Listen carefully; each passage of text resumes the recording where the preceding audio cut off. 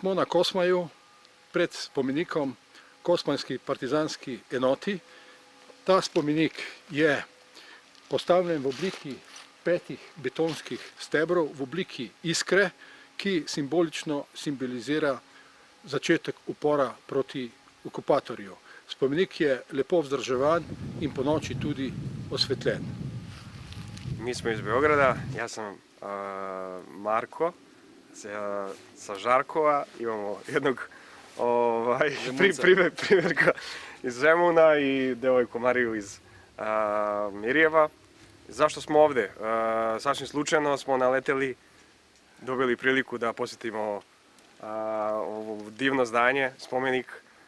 Znamo osnovno da je podignuto u ime palim borcima Kosmajskog odreda i to je sve u suštini sad, to nas je navelo.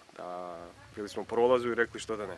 Zato što mislim da spomenici iz prethodnog perioda imaju mnogo veću lepotu nego ovi današnji koji se, na primjer, da ne kažem onaj na Savskom trgu koji je rogobatan, preveliki i tako dalje, bez mere, bez ukusa, ovo je već nešto drugo.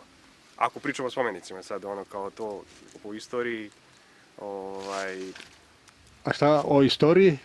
Pa o istoriji, pa sad iskreno ne znam, ja lično ne znam ništa o toj bici na Kosmaju i o palim borcima i koliko je poginulo i tako dalje, ali mislim da je trebalo podići svakako spomenik. Sad, da li ovoliki ili da izgleda ovako ili onako, to će neki drugi sud da odredi.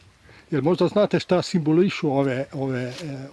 Pa ja mislim da sam negdje davno čitao da su to, ali možda grešim, možda ću sad lupiti, da su to kraci simbolišu zemlje SFRJ-a kao ujedinjenih, kao Jugoslavije u smislu, ne znam da li grešim, ako grešim. Ili neke brigade što su bile ovdje. Brigade, sigurno da svaki krak ima neku svoju, da li je osnova država kao entitet ili su neki brigadi ili šta već sad.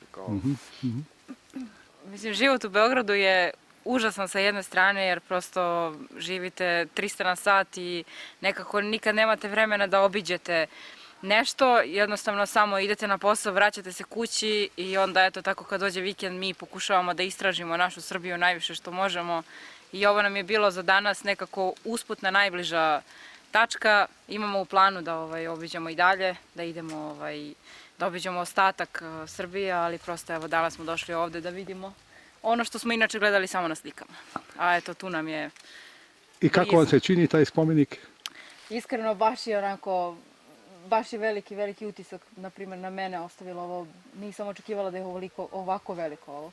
Mislim na slikama izgleda da isto veliko, ali mislim konstrukcija je super, baš su odradili ovo prelepo.